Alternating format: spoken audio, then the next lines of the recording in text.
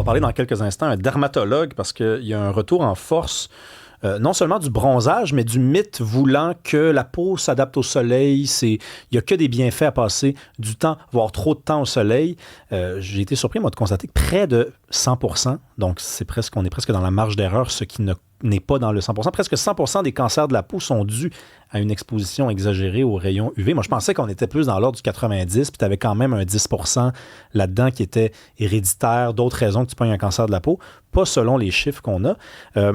Toi, es-tu du genre à passer 8 heures au soleil sur une plage? Non, zéro. Non, zéro, zéro. Mais c'est vrai que, tu sais, peut-être début vingtaine, un peu plus jeune, tu sais, on aimait ça, être bronzé, on s'exposait. Maintenant, non, tu sais, oui, j'aime ça prendre un peu de soleil comme ça, mais je ne vais pas m'exposer pendant des heures. Au contraire, je recherche l'ombre parce que, tu sais, tu peux pas, comme on dit, on finit par cramer au soleil, ça te donne mal à la tête et tout ça. Évidemment, on a besoin d'un peu de soleil, là. Tu sais, on vit quand même dans un endroit où est-ce que il fait froid, l'hiver est extrêmement long, donc on cherche quand même cette lumière-là, mais de là à m'exposer toute la journée pendant 8 heures à griller comme une saucisse, là, non. En même temps, là, on va nous dire souvent, faites attention, faites attention, faites attention, 3 fois, pour être sûr qu'on a compris qu'il fallait faire attention. Je veux pas vivre dans un monde de même, moi non plus. Là. Je veux dire, c'est pas censé être dangereux de sortir de chez soi. Là. C'est pas censé être dangereux de passer même une journée au soleil. Je peux comprendre que la science avait développé des nouvelles données, était capable de nous dire n'allez pas passer des journées et des journées et des journées entières pendant une saison complète au soleil, c'est dangereux. Mais je trouve des fois, on n'est pas capable de se rejoindre au milieu. C'est-à-dire que... Mais peut-être parce que pour certains, il n'y a pas de milieu. C'est-à-dire que tu t'exposes, tu prends un risque. C'est un peu... c'est devenu un peu ça. Je suis d'accord avec toi. Ça. J'allais dire, je t'entends là-dessus. Puis c'est vrai que dans le discours, ça m'a fait penser un peu sur le discours sur l'alcool. Tu sais, on a passé un discours... Le slogan avant, c'était « La modération a bien meilleur goût ». Et là, aujourd'hui, dans le discours public, c'est un verre d'alcool... tu sais, c'est un poison à la main. Là. Je trouve que ce discours-là a beaucoup évolué aussi sur cette manière, pas juste préventive, mais une espèce de discours de peur. Faut dire qu'il y a eu des abus dans les années 70, quand c'était vraiment la mode d'être bronzé, même dans le début des années 80. Écoute, tu vois des images d'archives, les gens avaient des réflecteurs. Tu sais, ils s'installaient, ils allaient se coucher dans l'herbe. Puis là, ils se mettaient des espèces de réflecteurs quasiment en aluminium, là, tu sais, le soleil à fond la caisse dans le visage, sur le corps, de l'huile, les cabines de bronzage. Ça a fait des ravages. Il y en a eu du cancer de la peau avec les cabines de bronzage. Ça allait te faire bronzer. Tu vas avoir un petit tan. Bon, ensuite, on a essayé de corriger ça avec l'autobronzant et les gens étaient orange. Tu sais, quand c'est sorti, les autobronzants. Mais bref, tout ça pour dire qu'il y a quand même cette sensibilité. Mais le problème aujourd'hui, c'est que, je sais pas si tu as vu ça, mais moi, je le vois beaucoup sur les réseaux sociaux. Il y a une crainte aussi de la crème solaire. Moi, je vois beaucoup de vidéos circuler. Certains disent, ben là, il y a des perturbateurs endocriniens, c'est cancérigène, je ne veux pas mettre de crème solaire. Donc, est-ce qu'il y a peut-être un lien aussi avec ça, cette espèce de peur des produits chimiques? On pourra poser la question au dermatologue qu'on va recevoir dans un instant. Oui, bien, il est avec nous d'ailleurs, Dr. Joseph Doumi, dermatologue. Bonjour. Bonjour, merci pour l'invitation. Ça fait plaisir, monsieur. Écoutez, là, qu'est-ce qu'il faut pas faire? C'est-à-dire, est-ce que là, vous allez nous dire qu'il ne faut pas sortir de chez soi ou quand est-ce que ça devient dangereux, là, le soleil? Écoutez, c'est sûrement on ne peut pas arrêter notre vie. Là. Il faut s'amuser, on va au sud, il faut faire du vélo, des randonnées, ça c'est normal. Mais c'est juste tout ce qu'on demande des gens, des patients, c'est de bien se protéger la peau. Et c'est quoi se protéger? Vraiment, c'est d'appliquer un écran solaire avec une protection d'UVA, d'UVB d'au moins d'un FPS de 30 ou plus qui va donner suffisamment de protection à notre peau.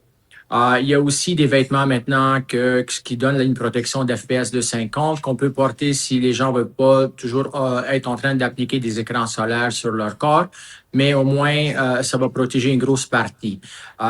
Aussi porter des chapeaux, ça c'est très important. Puis moi, je dis souvent à mes patients d'essayer d'éviter le soleil lorsque l'index UV est très haut. Donc, ça, c'est vraiment entre 10 heures le matin et 15 heures de l'après-midi. Donc, en gros, ça, ça veut pas dire qu'on peut pas aller sortir dans le soleil, mais il faut vraiment être bien protégé.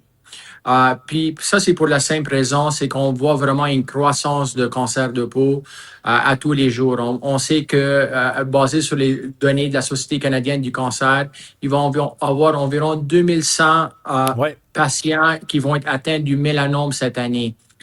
Et 11 300 environ Canadiens. Donc ça, c'est cancer très dangereux qui peut vraiment mettre fin à la vie des gens. Fait que c'est quand même un aspect très important à prendre et c'est pas trop compliqué de vraiment protéger la peau. Docteur Doumit, est-ce que la peau s'adapte au soleil? C'est ce qu'on entend des fois dire, ben non, je mets pas de crème solaire parce que ma peau va s'adapter. Écoutez, tu sais, on entend ça souvent, surtout dans les réseaux sociaux, c'est des nouvelles, mais c'est vraiment pas vrai parce que juste pour vous expliquer, lorsqu'on a un bronzage, ça nous donne une protection d'FPS de 1 à 3. Nous, on vient juste de demander qu'on a besoin d'au moins 30 ou plus, idéalement 50. Donc, 1 à 3, ça donne pas beaucoup de protection. Et juste que vous sachiez, chaque fois que vous êtes exposé au soleil sans protection, la génétique de votre peau, là, est endommagé. Puis là, votre corps se met à réparer ça. À un point donné, il va avoir un petit glitch qu'il va pas réparer. Puis là, c'est ça où on commence à avoir des lésions précancéreuses ou des lésions cancérogènes. La particularité avec le cancer de la peau, c'est que ça se développe très lentement. Hein. On dit par exemple qu'on va avoir des données sur ceux qui sont peut-être déjà exposés trop au soleil et qui sont déjà peut-être en train de développer un cancer dans 15 ans, dans 20 ans, alors qu'il y a d'autres cancers qui se développent plus vite, non? Oui, c'est pas nécessaire. Il y a plusieurs facteurs qui rentrent en coup ici. C'est que si quelqu'un a eu beaucoup de coups de soleil, par exemple, sur une zone, le nez, c'est une zone qui serait plus à risque de développer un cancer de peau. Une personne qui a, par exemple, qui est immunosupprimée, que déjà, il est plus à risque de développer des cancers plus rapides. Et ça dépend aussi du type de cancer. On a des cancers comme qu'est-ce qu'on appelle des carcinomes basoculaires qui sont plus lents, mais on a d'autres comme les mélanomes, des spinoculaires qui peuvent être beaucoup plus agressifs, puis ça bouge assez rapidement. Parfois, on fait une petite biopsie d'une lésion suspecte d'un cancer. Par le temps que le patient revient nous voir en suivi, c'est déjà repoussé comme c'était avant. Donc, juste pour vous donner une idée, que ça peut réagir assez rapidement. Donc, c'est pas quelque chose que, ben là, je vais pas m'inquiéter pour les prochains 15 ans. Moi, personnellement, je suis chirurgien micrographique de Mohs, donc j'opère des patients avec des cancers de peau au niveau microscopique. Puis j'envoie des patients dans leur mi-vingtaine qui ont des cancers. C'est triste parce que c'est des gens qui souvent sont atteints au niveau du visage. Et là, on se trouve à aller enlever des bons morceaux au niveau du visage qu'il faut réparer ça. Puis ça finit avec des cicatrices, ainsi de suite. Ouch, oui. Bien, puis j'allais justement vous poser la question là, de l'âge. Là. Vous me dites que maintenant, il y a même des personnes dans la vingtaine, mais habituellement, ça se manifeste à quel âge des cancers de peau? Écoutez, c'est vraiment de tous les âges, mais je vous dirais c'est dans 45 et plus, souvent, qu'est-ce qu'on voit au niveau clinique, les patients. Mais je vous le dis, moi, j'en ai vu des mélanomes dans les vingtaines, des cancers de peau. Donc, il n'y a pas un âge qu'il faut dire que non, je vais attendre pour aller m'examiner. Il y a beaucoup d'États européens qui exigent des examens annuels avec un dermatologue. Malheureusement, c'est pas encore le cas au Canada. Il y a quand même il n'y a pas un gros nombre de dermatologues. On ne peut pas offrir ça à ce stade-là. Mais ça ne veut pas dire que c'est quelque chose qui n'est pas nécessairement recommandé aussi. Donc, on essaie de donner le plus d'éducation qu'on peut à nos patients, mais vraiment, la prévention, c'est la première étape. En commençant de prévenir, c'est vraiment, je vous ai entendu tantôt parler des écrans solaires, puis les gens disent que c'est dangereux. Écoutez, sachez une chose, tout ce qui passe par Santé Canada, ça a été testé, ça a été analysé pour s'assurer que c'est un produit qui est mis, surtout c'est mis en vente libre pour les gens, c'est sécuritaire. Donc, on n'a pas vraiment besoin de s'inquiéter, est-ce que ça peut me causer des problèmes ou pas. Fait que vraiment, il faut se protéger. Il y a différentes formes d'écran solaire en ce moment. Il est en spray, en crème, en lotion. Qu'est-ce qui est mieux? Qu'est-ce qui est mieux là-dedans, là? Honnêtement, c'est pas qu'est-ce qui est nécessairement mieux. Disons que vous avez un spray, c'est bien plus facile. Tu sais, moi, mes enfants, ils adorent le spray, mais je vous explique que lorsqu'on utilise le spray, il faut vraiment l'éparpiller comme il faut, parce que si on utilise le spray puis on l'éparpille pas, on va manquer des points qu'on n'a pas protégés au niveau du soleil. Donc, c'est très important de bien l'appliquer lorsqu'on est dehors, de l'appliquer à chaque heure ou tu sais, si c'est ensoleillé, l'appliquer 15 minutes avant de sortir à l'extérieur et vraiment bien se protéger. Tu sais, faut pas arrêter notre vie, il faut continuer à s'amuser, puis tu sais, surtout la limite du soleil qu'on a ici au Canada, tu sais, mais vraiment, faut bien se protéger, puis c'est pas beaucoup à demander. Mais docteur Doumit, sur la crème solaire, il y a beaucoup de personnes qui vont dire ah, ça me donne des boutons, ça bloque les pores de ma peau, il y a des produits chimiques, on a peur des perturbateurs endocriniens. Certains vont même dire c'est cancérigène. Qu'est-ce que vous répondez à ça?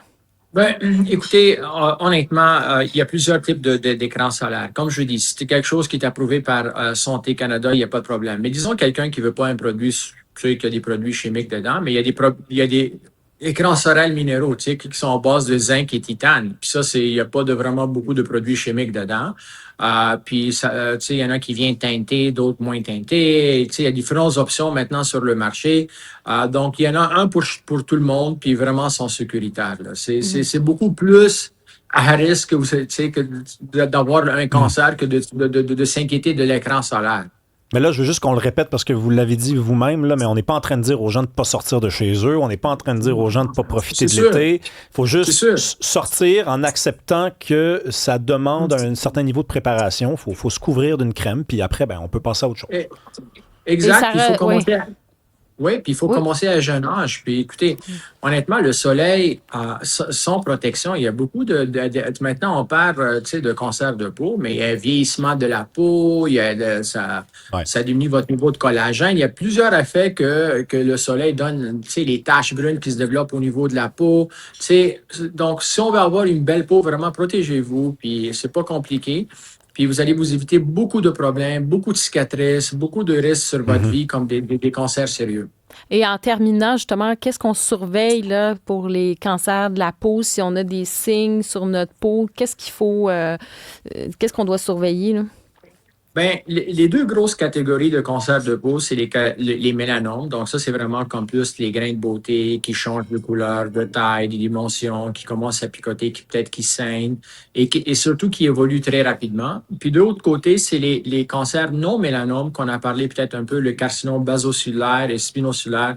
Souvent, c'est une petite plaque rouge qui apparaît, qui ne veut pas guérir, puis éventuellement qui peut saigner aussi un peu, qui peut irriter la peau ou causer un peu de picotement. Ça, c'est quelque chose de nouveau qui change, qui n'est pas normalement là. Il faut vraiment prendre une consultation avec un dermatologue et faire examiner votre peau par rapport à ça. Donc, pas prendre d'acquis, ça c'est correct. Ouais. Souvent, une chose que je vois souvent chez mes patients, mais en rasant, je me suis coupé, je pensais que c'était juste la plaie qui guérissait pas.